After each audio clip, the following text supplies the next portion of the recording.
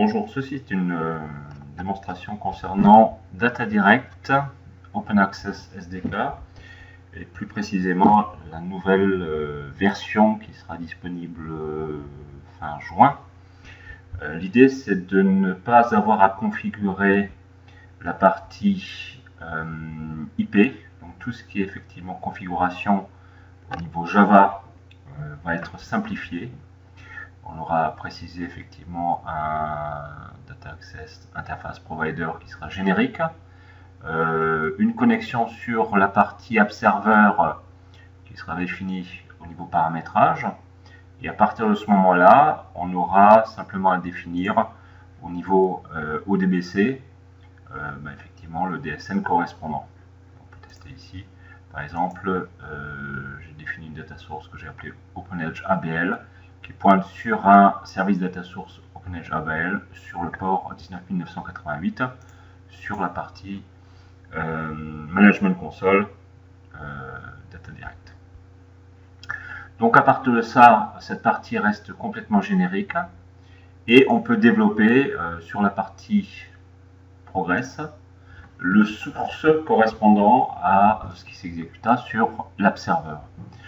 Donc par exemple dans le cas d'une lecture, j'ai ici une procédure relativement simple qui utilise des queries dynamiques qui va permettre de récupérer un paramètre qui sera en gros un paramètre correspondant aux clauses where qui sont transmises par le client ODBC, donc outil de type ClickView, Tableau ou autre type de requête.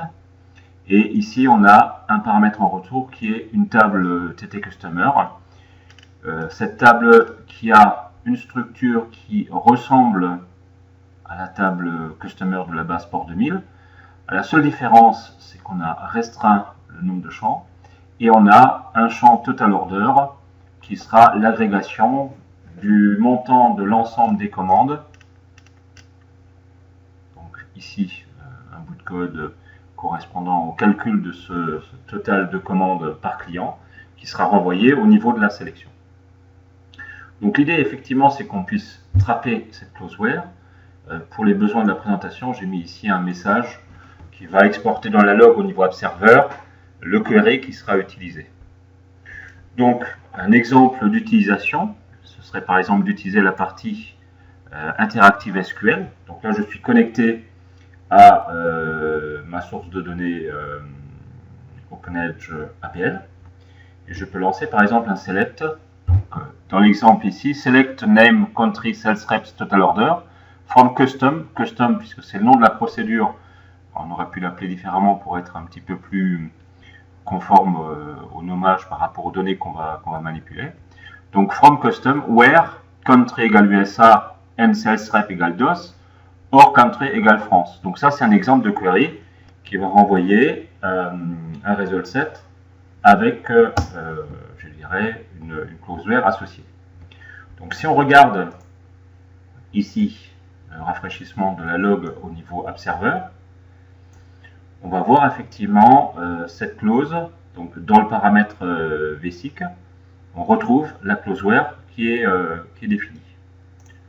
Donc, si je lance par exemple un autre select, je vais taper directement notre select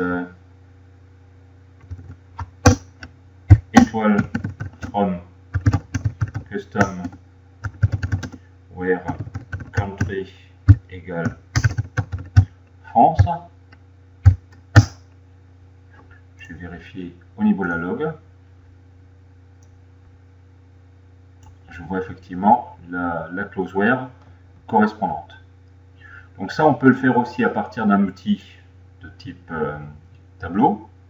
Donc si je prenais par exemple ici, je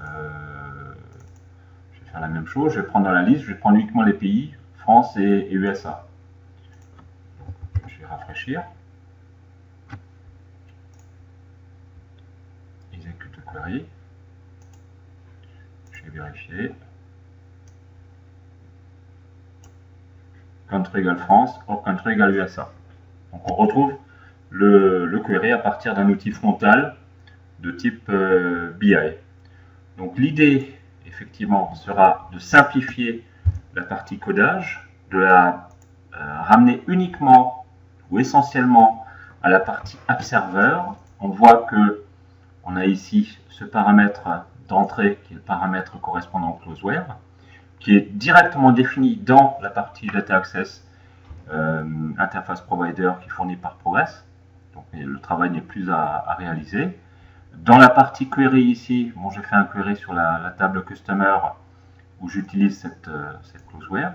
Donc on aura à la fois le bénéfice de la Closeware correspondant à la requête qu'on va lancer, l'agrégation ici avec la partie totalisation côté serveur, d'accord, et le fait de pouvoir à partir de n'importe quel outil SQL accéder à la partie App Server via le driver. Ceci termine cette petite présentation sur la nouvelle version d'Open Access SDK.